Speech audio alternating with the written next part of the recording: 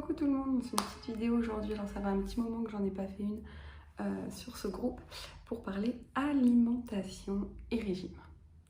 Alors déjà je déteste le mot régime, j'en ai fait je ne sais pas combien dans ma vie, ça n'a jamais fonctionné, c'est-à-dire que oui j'ai perdu, sûrement comme vous si vous en avez fait, pour m'y reprendre après. Et du coup les effets n'ont jamais vraiment duré, j'ai du coup toujours été de plus en plus obsédée par l'alimentation.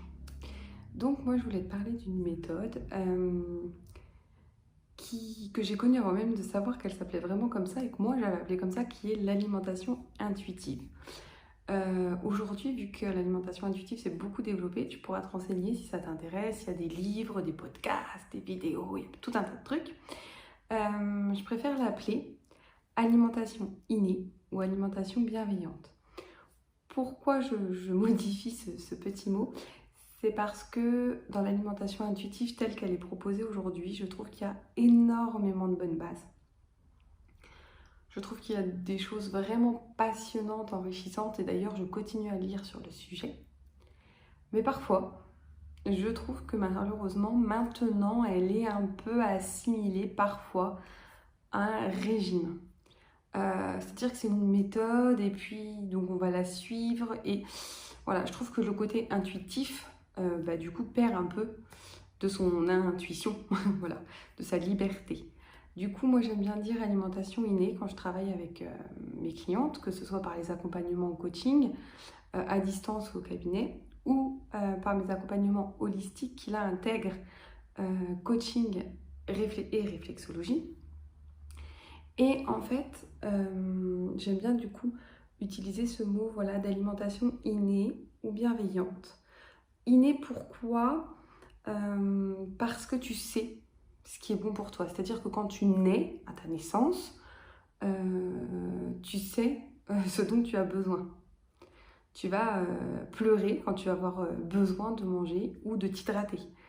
Et puis au fur et à mesure que tu vas grandir, tout ça va être un petit peu perturbé par notre société d'aujourd'hui, c'est-à-dire que déjà on ne va pas forcément manger que des choses saines et bonnes pour nous, dans le sens où beaucoup de choses nous sont proposées toutes prêtes, ce qui est très pratique, mais ce qui n'est pas forcément le mieux pour notre corps, donc du coup il faut plutôt faire attention et pas en manger tout le temps.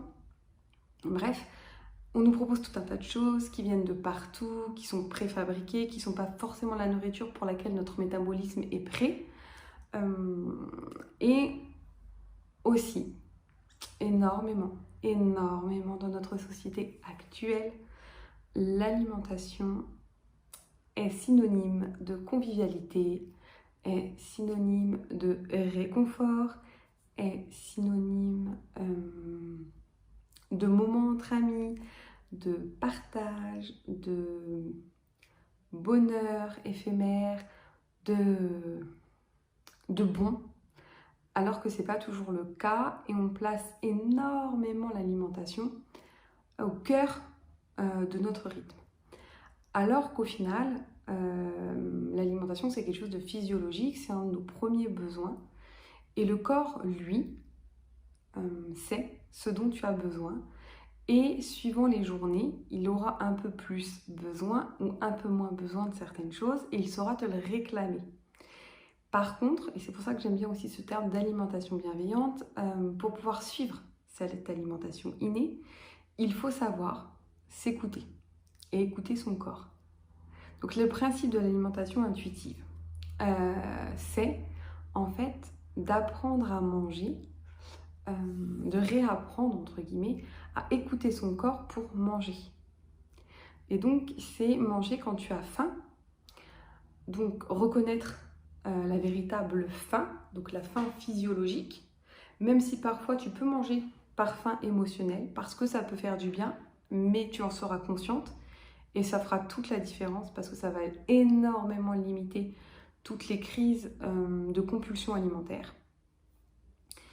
Ça va te permettre d'apprendre la satiété, c'est-à-dire à quel moment je n'ai plus faim, parce que généralement, on mange entrée plat dessert ou plat fromage dessert, peu importe, chez soi, hein, je parle au quotidien, parce qu'on a cette habitude de faire comme ça et on va pas ou parce qu'on se demande si on a envie de manger ça. Mais on va pas forcément se demander est-ce que j'ai encore faim? Et du coup, est-ce que j'ai besoin de ça?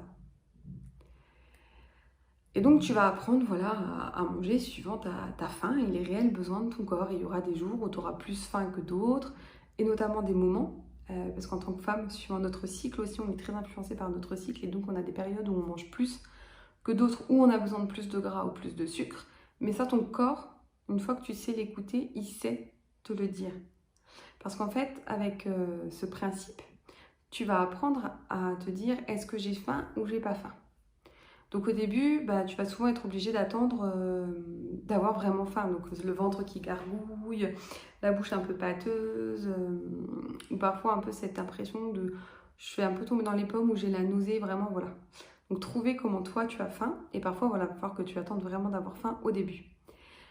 Puis il va falloir travailler sur la satiété, donc se demander est-ce que j'ai encore faim ou pas. Donc moi ce que j'ai fait en fait, c'est que je suis passée de grandes assiettes à des assiettes petites. Et je prends donc mes repas dans de petites assiettes parce que je me suis rendu compte que j'avais un appétit plus petit que ce que je pensais. Mais au début, c'était vraiment pour me rendre compte de est-ce que j'ai encore faim ou pas. Donc je me donnais vraiment... votre cerveau a besoin de 20 minutes pour voilà, comprendre qu'on mange, commencer à ingérer les aliments et avoir cette notion de satiété ou pas. Donc on mange doucement, on mâche, on essaie de manger en pleine conscience. Et donc moi j'ai réduit mes quantités et puis j'attendais un petit peu. Et je me demandais si j'avais encore faim. Et parfois je sentais que j'avais faim, donc hop, je remangeais une assiette ou je complétais par autre chose si j'avais envie. Pareil, le matin, je ne déjeune plus systématiquement. Je me demande si j'ai faim ou pas. Et je vais écouter au maximum sur mon emploi du temps, mais ça s'adapte. On peut apprendre à faire ça ensemble. Et si ça vous intéresse, vous me le dites en commentaire ou vous m'envoyez un message. Et on pourra travailler là-dessus ensemble si vous voulez. Et donc tu vas pouvoir voilà, vraiment apprendre à t'écouter et te poser les bonnes questions. Donc est-ce que j'ai encore faim ou pas? Si oui, je continue à manger, sinon je m'arrête. Et tant pis si j'avais envie d'un petit truc sucré, mais j'ai plus faim, on verra 2-3 heures si j'ai besoin d'une pause gourmande. Et puis à ce moment-là, d'une pause gourmande, d'une pause. Et dans ce cas-là, vous pourrez prendre quelque chose de sucré si vous en avez besoin. Et ce qui fait que parfois, moi au début, je me suis retrouvée avec des journées où je mangeais 2 fois par jour et des journées où je mangeais 4 ou 5 fois par jour, mais en petite quantité en fait. Mais tout ça, ça se régule. Il ne faut pas avoir peur. Au début, pendant à peu près 3 semaines, tu as l'impression de ne pas avoir de rythme. Et pendant ces 3 semaines-là, moi, je te déconseille aussi de te peser, de te mesurer. On est vraiment là dans l'écoute de toi-même et d'en donner le meilleur à ton corps et vraiment de travailler sur ta santé. Et du coup, on s'en fout un peu de ça. C'est pas le but premier. Et en plus, tu verras, ça va arriver très vite après. Donc là, vraiment, pendant 3 semaines, c'est ça. C'est juste d'essayer ces connexions et de se dire à quel moment de la journée j'ai faim ou pas faim. Donc au début, oui, ton corps, il va être un peu perdu parce qu'il n'a pas l'habitude, surtout si tu manges à heure fixe. Mais ça s'apprend assez rapidement.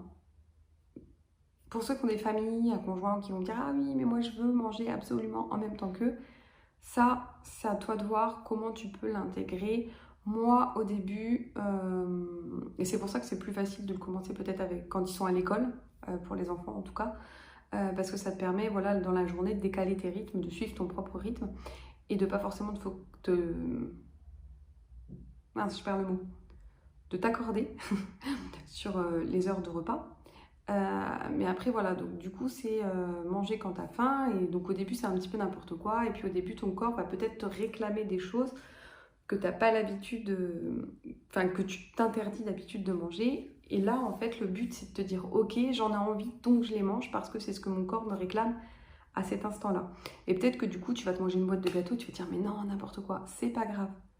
En fait le fait de penser comme ça, c'est parce que tu t'es tellement habitué à être frustré, à t'interdire cet aliment, que du coup, tu as l'impression que c'est mal, donc ton cerveau, voilà, il commence à se dire « Ah, culpabilité, j'aurais pas dû manger ça ». Mais le fait de l'intégrer avec cette notion de « Ok, j'y ai le droit, il n'y a plus aucun aliment interdit », va enlever petit à petit les frustrations, et donc ton corps va se réguler. Ce qui fait que tu pourras par exemple aller au restaurant, prendre un hamburger frites par exemple, et ne pas finir tes frites. Et ça ne te gênera pas, soit tu les demanderas en doggy bag pour pas qu'il y ait de gaspillage si c'est quelque chose qui te tient à cœur, soit voilà, tu les laisses dans ton assiette, mais ça ne te gênera plus parce que tu sais que le jour où tu as envie de manger des frites, tu peux manger des frites.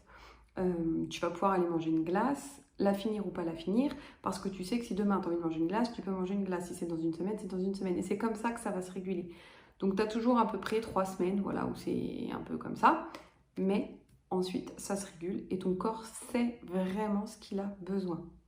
Et moi, je le vois, suivant les périodes de mon cycle, suivant l'activité physique que je fais ou intellectuelle, je vois vraiment la différence. Et maintenant, je sais quand j'ai plus besoin de manger ou pas, quand j'ai plus besoin de gras, de sucré.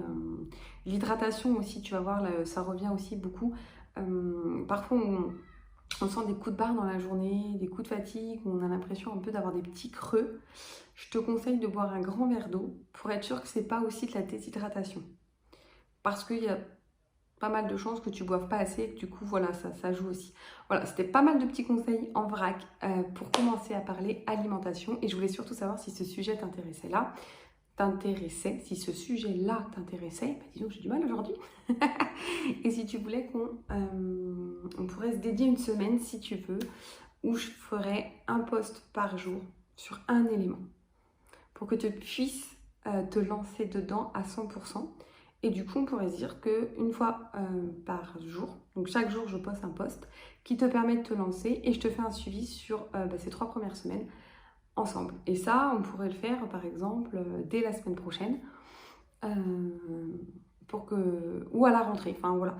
Donc, mais les vacances, c'est pas mal aussi pour commencer. Ça dépend du rythme, en fait. Ça dépend de toi, de ce que tu as envie. Il faut aussi savoir s'écouter. Et parfois, moi j'aime bien, il y a des personnes qui ont besoin, en tout cas, quand personnes que j'accompagne, donc je conseille, pour celles qui le souhaitent en tout cas, d'avoir un petit carnet avec soi, ou la partie notes de son téléphone par exemple, pour noter un petit peu, voilà, faire un petit peu un debrief à la fin de la journée. J'ai plutôt faim à tel moment, ou même dans la journée, tu vois, quand tu as faim, te dire alors là j'ai faim, j'ai tel signe qui me montre que c'est une vraie faim. Par contre, là, j'ai pas vraiment les signes. Alors, c'est peut-être plutôt une faim émotionnelle. Est-ce que j'ai un stress? Est-ce que j'ai une émotion qui me traverse? Est-ce que j'ai une pensée? Et du coup, qu'est-ce que ça me donne envie de faire? Et qu'est-ce que je pourrais faire à la place? Voilà. Des choses, enfin, noter comme ça, t'auto-observer pendant ces 3 semaines, ça va aussi te permettre, du coup, d'être beaucoup plus sereine après, bienveillante envers toi-même, à l'écoute de ton corps. J'espère que cette vidéo t'aura plu. Je te dis à très vite, j'attends les commentaires et les messages et s'il vous plaît, participez un peu plus à ce groupe. Je vois que vous suivez les choses et quand j'en rencontre certaines, dans certaines occasions, j'ai des retours et on me dit oui, ça m'aide et tout. Mais pour moi, c'est frustrant parce que j'ai pas beaucoup de retours en fait. Donc s'il vous plaît, si vous faites partie de ce groupe, c'est que vous avez envie d'avoir une meilleure estime de vous-même, que vous avez envie d'avoir confiance en vous, que vous avez envie d'aimer votre corps, de vous kiffer, en mincissant, en stabilisant ou en vous acceptant, peu importe. Mais s'il vous plaît, interagissez. Si vous n'osez pas faire en commentaire, n'hésitez pas à m'envoyer les MP. Voilà, je vous dis à très vite et j'espère que vous serez vraiment intéressés par cette alimentation bienveillante, innée, intuitive. Belle journée à toutes.